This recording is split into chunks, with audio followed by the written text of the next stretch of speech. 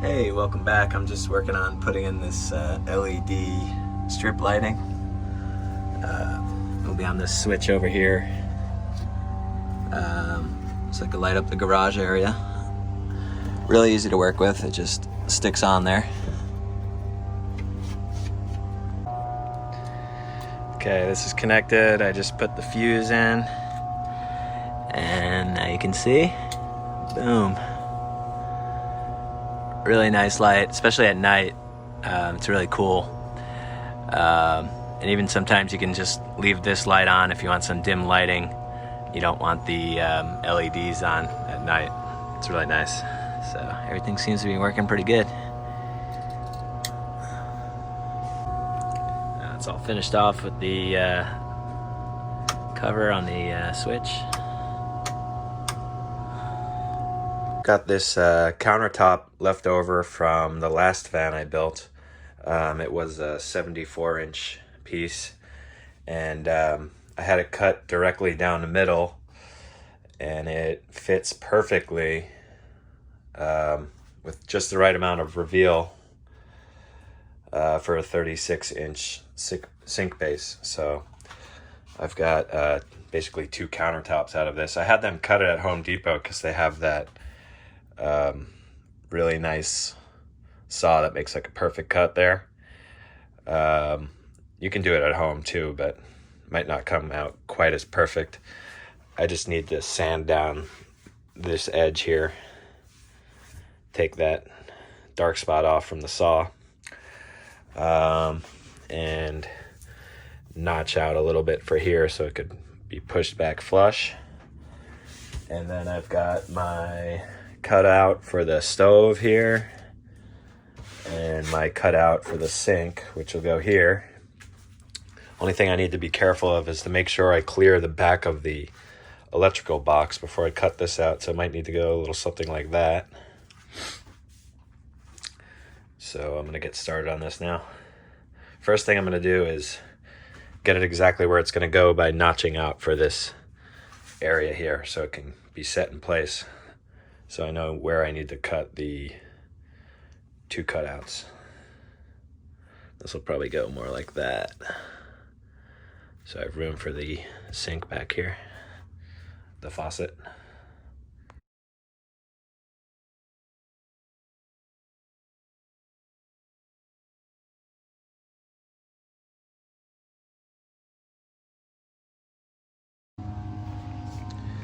Okay, so I marked the templates on the countertop, and now time to cut it out.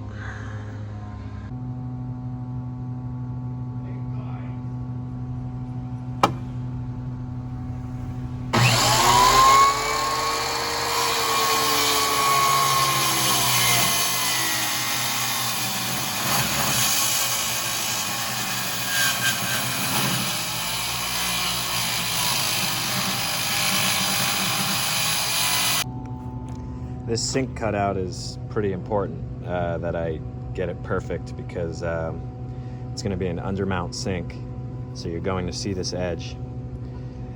And also I'm going to use the centerpiece as the cutting board that's going to fill in the sink.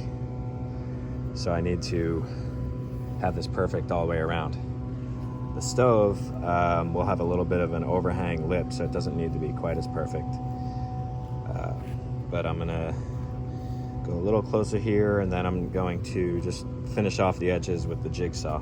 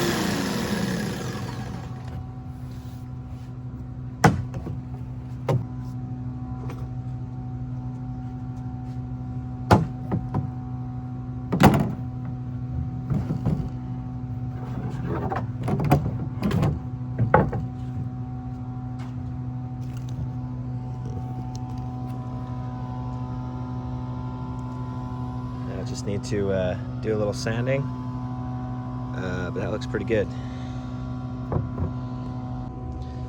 That came out pretty good. The only thing, there was a knot right here, so I'll have to fill that with some wood putty, and I still need to sand off the edges and clean it up, but it came out pretty good.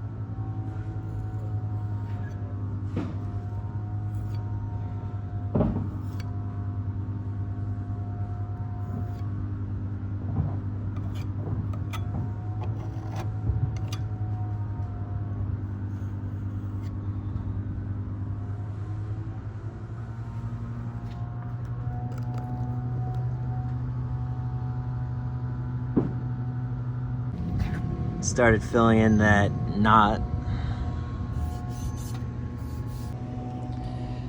Normally I would just put mineral oil on this butcher block. Gives it a nice natural finish, but I'm a little bit concerned with the wood putty just leaving that natural, so I'm going to use this polyurethane satin finish, and that should keep the whole thing watertight. This is the bottom, so you're only actually going to see this part of the patch, but I just want to make sure it's all watertight, so I'm going to use the oil-based polyurethane. I got the first coat of polyurethane on. Don't worry about the inside in here, that's going to be covered by the stove, but everywhere else, it's kind of what it's going to look like. I'm going to let that dry for like 4 hours and then give it one more coat. And for the cutting board, I am going to still use the mineral oil because be cutting food on that and stuff. So I'm just going to take the rag and just rub a few coats of mineral oil on it. I'm still waiting for the countertop to dry so I can put a second coat, but because this countertop's 1.5 inches thick, which is thicker than a normal countertop, I had to add these little 3/4 inch whatever you want to call it here, pieces of wood, to raise this up, so when the cutting board sits in here it should be perfectly flush. That'll make more sense when you see how the sink is built later on. Oh, and by the way, I used stainless steel screws here so they don't rust. So I'm just taking this steel wool and very gently getting off all the little rough spots, and then we'll get one more coat of the polyurethane on top, and that should give it a kind of really smooth finish. Gotta be pretty gentle with this, like very little pressure. I have the countertop upside down here. I've got the mounting clips in place.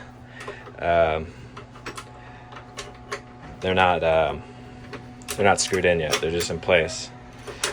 So I'm gonna take this off, put the countertop on here, fix it into place, and then we can add a thick bead of silicone underneath here, and then put the mounting clips in once everything's in place. I had to just cut away these 2 little notches with the jigsaw so I could have room for the to screw the clips in on this side of the sink. And I'm just going to put a very thin bead of silicone along the edge here, and then I'm going to screw the countertop in like this. Here, here, and here. From the bottom up. Countertop and the sink are installed. So now you can see the lip here that I was talking about earlier for the cutting board. So that's why I needed to add a 3/4 inch piece right there. And you can see, grab the cutting board, how this is going to look. And now it's perfectly flush.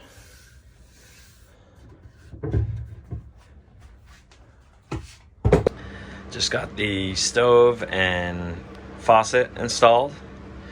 I don't have the propane hooked up yet, and I don't have the drain hooked up yet, but the water's running, no leaks. If I open the door here, I can show you how it works.